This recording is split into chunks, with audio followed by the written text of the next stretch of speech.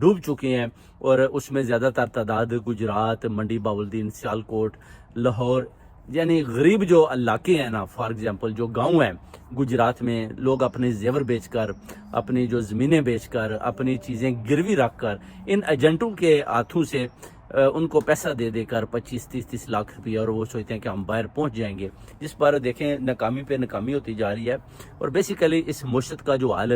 شہباز شریف یا ساکھ ڈار سب imported government نے مل کر کیا ہوا ہے، ساتھ یہ جو کچھ اسٹیبلشمنٹ کے بھی گندے انڈے ملے ہوئے ہیں، اس وجہ سے آپ دیکھیں کہ ملک کا انہوں نے دیوالیہ نکال کے رکھ دیا۔ لوگ غربت میں مر رہے ہیں، وہ سوچ رہے ہیں کہ چلیں ادھر بھی تو مر رہے ہیں یہ غربت سے، اس سے بیٹر ہے کہ ہم یونان کے ساحل سمندر میں ان کی نظر ہو جائیں، اور وہ بیچارے ادھر سے نکلتے ہیں۔ آپ دیکھیں کہ لاشوں کی تعداد اس قدر زیادہ ہے، وہ ان کو تو ویسے ہی مچھلیاں شیلو واٹر میں وہ اندر چلی جاتی ہیں، باڈیز وہ کھا پی جاتی ہیں، 4 دن بعد جب باڈیز اوپر آ جائیں گی، ایک بہت بڑا